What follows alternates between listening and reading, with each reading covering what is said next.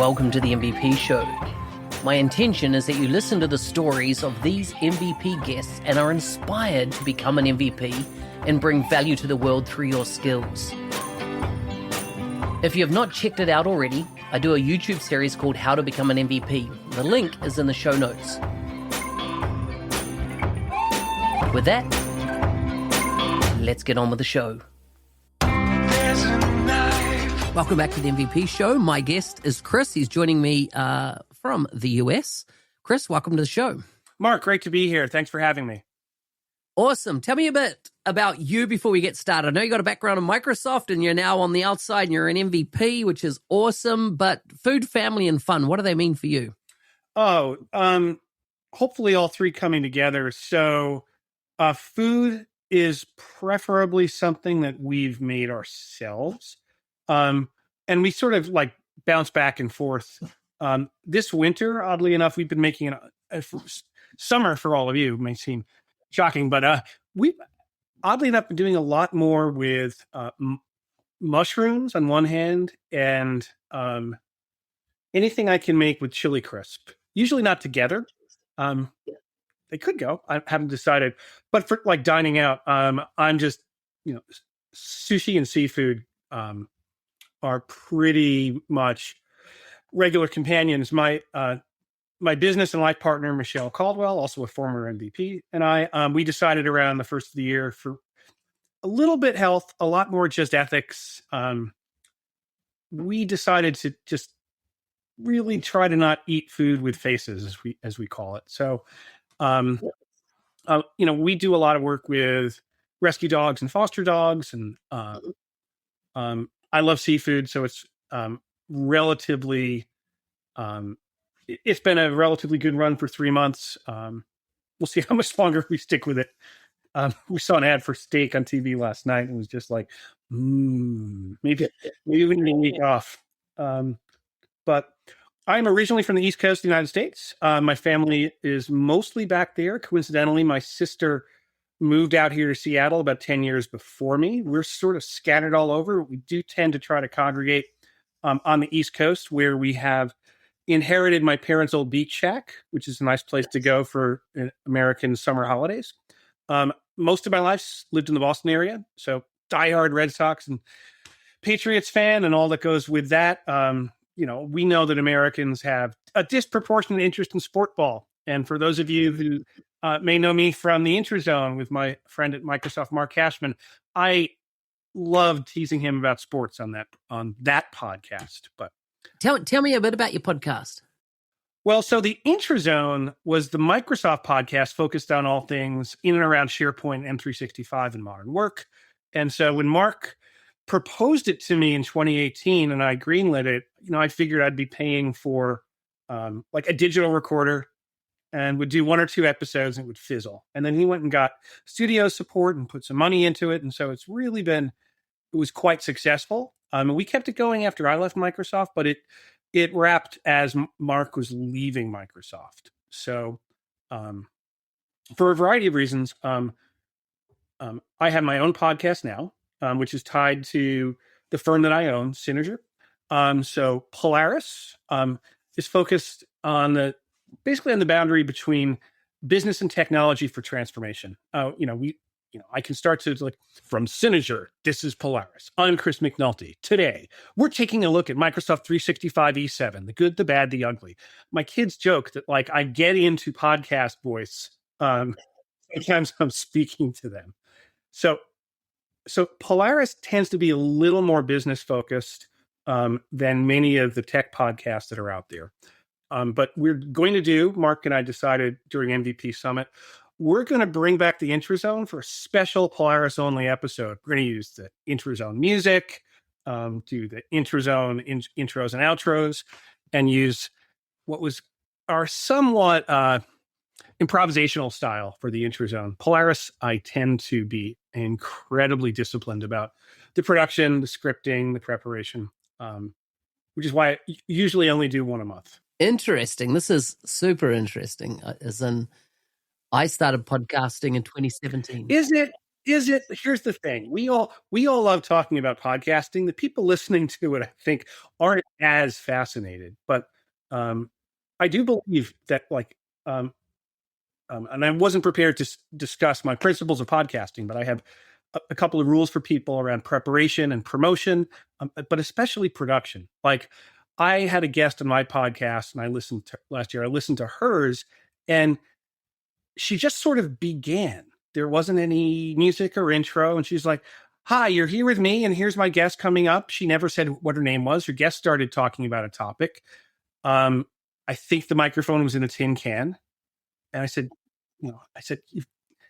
a little bit of editing, a little bit of mixing helps. And if you can't do it yourself, you can certainly outsource that. And it's gotten much easier for folks. We're on a platform called Riverside. I don't know if Mark's talked about it.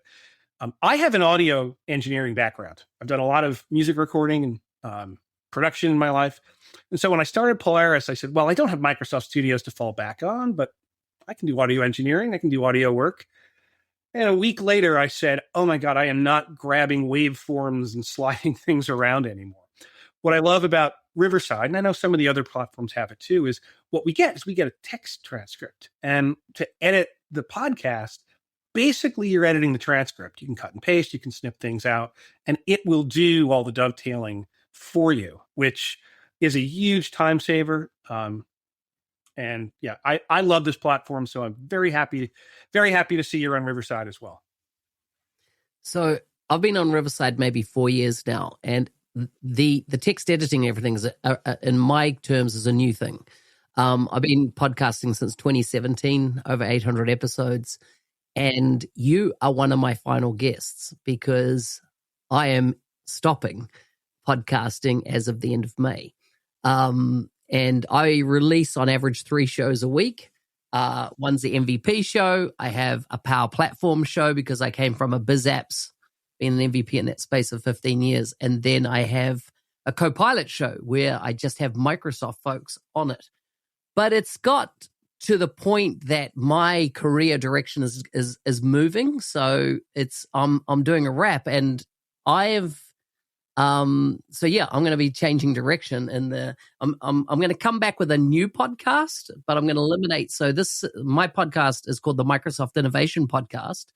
And I've been surprised that I've never had a cease and desist for owning, 1, a Microsoft domain name with the word Microsoft in it, and 2, that for the last 8 years, it has always been called either Microsoft Business Applications Podcast to start with, or the Microsoft Innovation Podcast. Yet I've never been slapped on the wrist for using the Microsoft name like this. Yeah. I'm not going to say never, but having spent a decade inside at Microsoft, the general philosophy is to encourage fair use and promotional use. I mean, it is a podcast about Microsoft. And so I'm going to jump back into that mindset. Microsoft welcomes the attention. Now, if you were doing something called the Microsoft Innovation Podcast, where all you were doing was complaining about Microsoft 24/7 and telling everyone to get to Google, and you had significant following, you'd be good. That's not to say it hasn't happened occasionally over the years. Certainly, there have been a couple of SharePoint events that have had a letter or two over the years from people, random people at Microsoft saying, I don't know if I want you using this word, but in general, as long as it's clear that you're talking about Microsoft technologies, and you delineate what is Microsoft information and what's your own opinion, that's fine.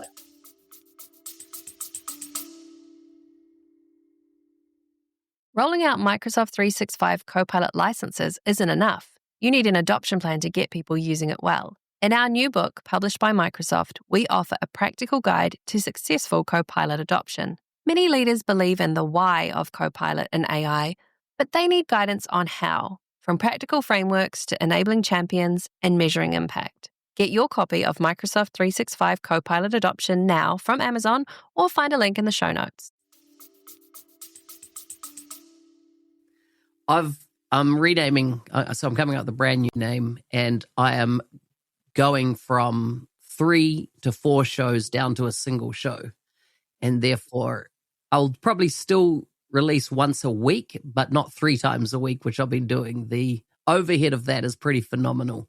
I've actually got 3 editors that do all edit. I don't use any of the Riverside editing function whatsoever. They're all exported off to editors in 3 different locations. And the reason I have 3 is I didn't want to kill everything if one, for whatever reason, got sick, couldn't do it, could potentially drop. I have 3 editors. Each one has their own show. But then if one does have an issue, I could always give it to another editor. Last year I did 35 episodes. It just sort of got a little bit away from me. I have a day job. I am Chief Technology Officer at Synergy. We are a rapidly growing management consulting firm that focuses a lot on technology and AI, but not exclusively. We do a lot in marketing and in general business leadership too. Most of us are either ex-Microsoft or ex-Accenture. And so that keeps me relatively busy. On top of which, one of our clients has sort of blossomed into a relationship where I'm serving as Chief Product Officer for an ISV to help them truly make the leap to cloud and turning what historically has been on-premises software composes virtual machines to monitor content processing across the board to get it cloud ready. And so that work with Reveille is keeping me incredibly busy.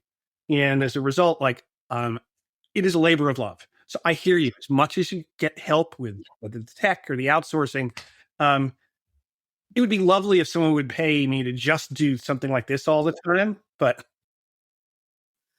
it was my wife that's is influenced with my shutdown because we pulled out of our accounting, and I just run a small business, out of our accounting system, that I'm spending close to $30,000 a year on just my production and keeping the show alive. That's not including any of my personal time of doing interviews and things. So that's a bit of a cost. And I'm like, you know what? I've done it for 8 years. I know I can do it. And let's refocus. But what I'm interested in asking you about is that you've been frontlines based on, you've been Washington State based to this massive transformation of AI that we've had in the last 3 years. What are you seeing with businesses? Like at the start of this year, the earnings report for Microsoft showed 3.3% adoption of M365 subscribers are using M365 Copilot. Incredibly low. Yeah. As a shareholder, I'm incredibly excited about that. Tell me more. I mean, it means this is, by the way, AI is transformative. It is expensive, and it requires several years of exposure to capital budgets to get all of that going. So when I look at that, I say, because Microsoft has intrinsic advantages that no other AI company has, and they have fantastic distribution.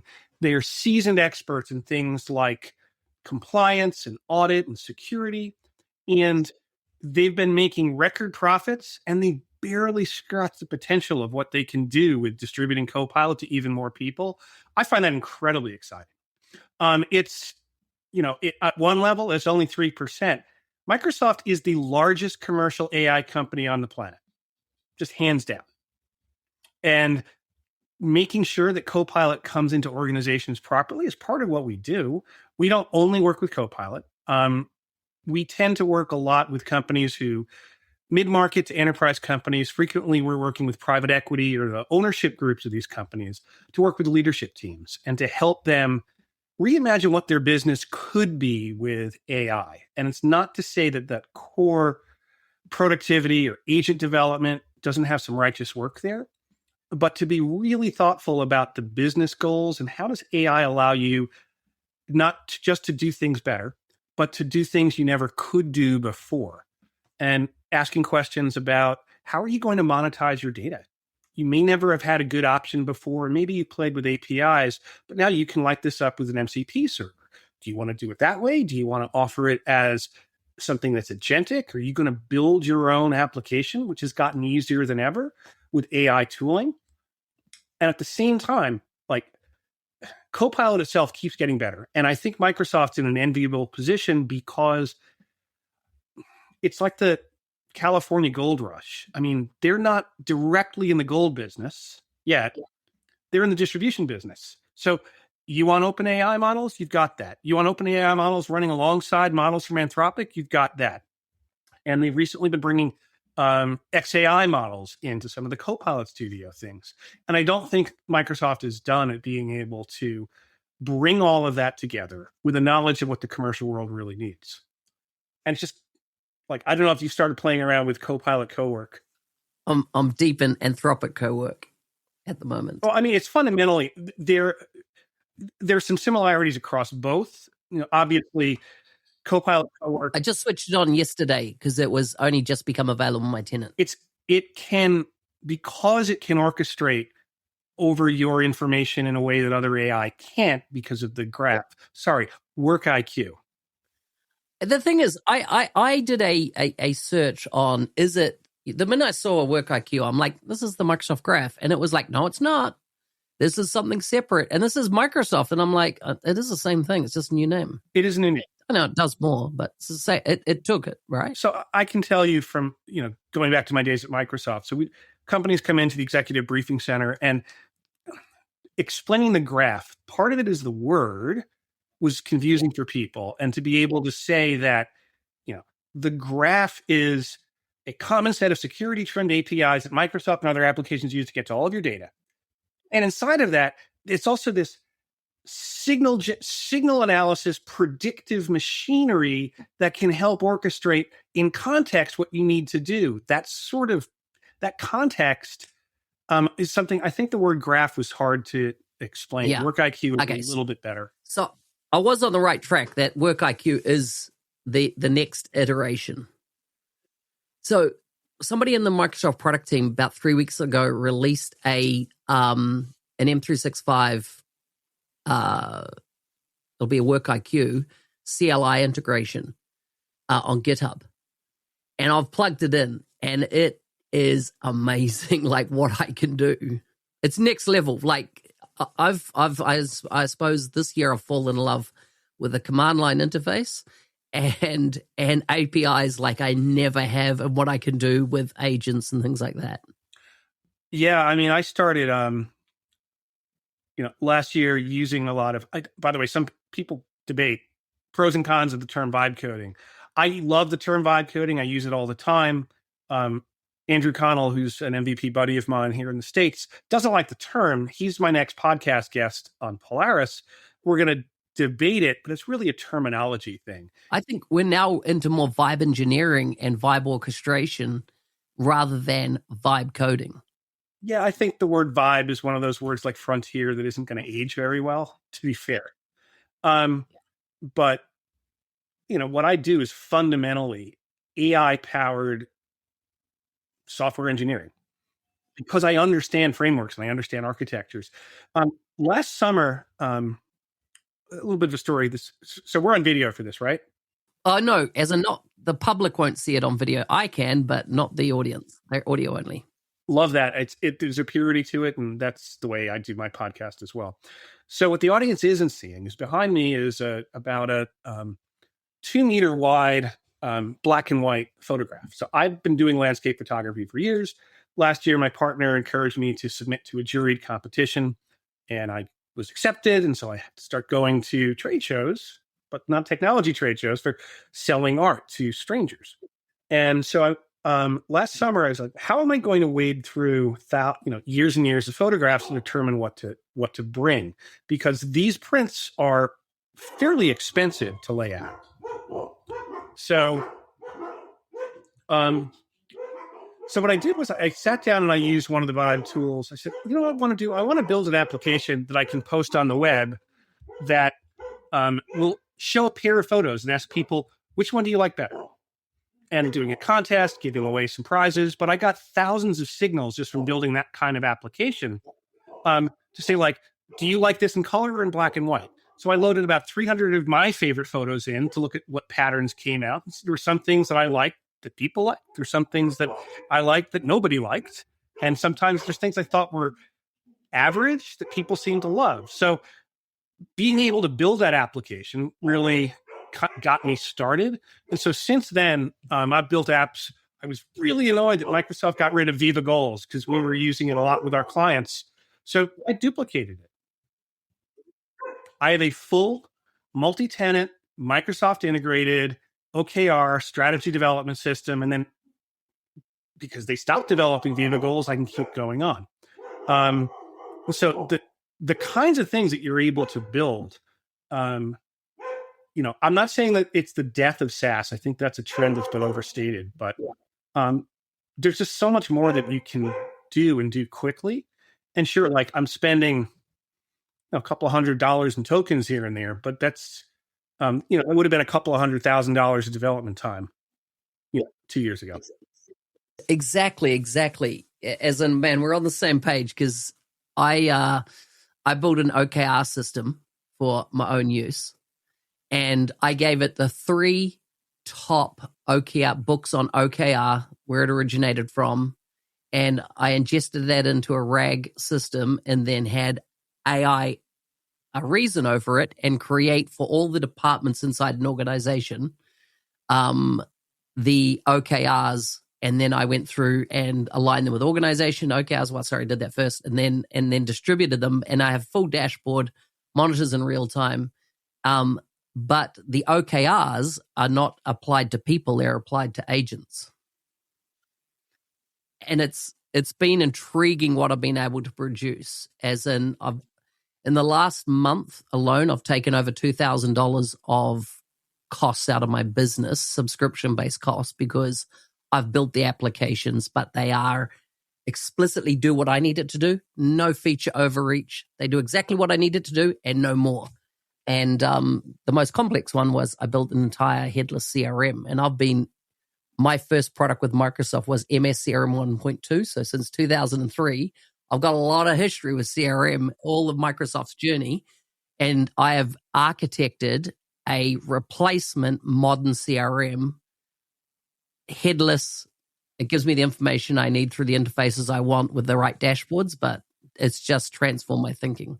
Yeah, for better or for worse, with our Microsoft partner connection at Synergy, we get Dynamics free. That's hard to beat. I just turned it off last week. Yeah, but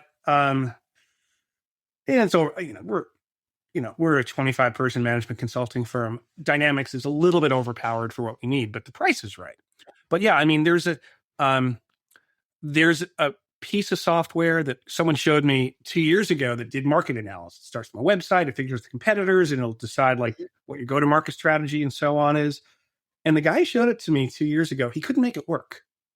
Like he put it down. He said, "Oh, give me the prompt. I'll test it for you." And then he admitted a week and a half later, like, we're taking this off the market. We can't make it work. It's one of those things that always kind of stuck in my head. Like, it was a neat idea. And we do a lot of advisory work for ISVs, Microsoft partners, other partners who are trying to get into the space. And so being able to rapidly assemble a view of, here's this company, here's its competitors, here's how it could position itself. And it's all grounded in documents that we write, like our philosophy or how we analyze it, or how these things get steered. And so building out, how do we ingest a news source? How do we, not look at competitors and not just say they changed their websites or someone's made 52 blog posts, but to distill what are the meaningful trends. And so it lets us look at things and kind of have that perspective to say, do you know 15 of the top 20 firms have de-emphasized the word consulting in all of their digital presence in the last 30 days? That the word transformation has gone way down in outbound marketing, but outcomes and 90-day outcomes are significantly higher. It's the kind of thing that you can, I can build an app that does that. But of course, every app that I build, you could tell that I spent a decade at Microsoft because it has intra multi-factor auth in front of it. It is all designed to be multi-tenant, service plan brokered, and we have no plans of ever selling any of this software. But if it makes sense for one of our clients to be able to use it, absolutely. It's just so easy to say, great, self-service provision, I can set you up with a service plan. It's an exciting world. We're already well over time. It's so interesting talking to you, Chris. We'll make sure you put links in the show notes to your podcast so people can connect with you there. But this is probably a well-known community. My biggest audience is in the US, so a lot of people probably already know you. It is always wonderful to find the folks who are new into the community, who are coming in, because there's a place for everyone.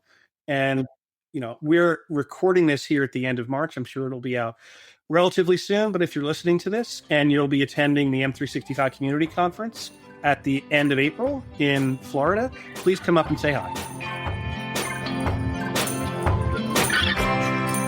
Hey, thanks for listening. I'm your host, Business Application MVP Mark Smith, otherwise known as the NZ365 Guy. If you like the show and want to be a supporter, check out buymeacoffee.com/NZ365 Guy. Thanks again, and see you next time.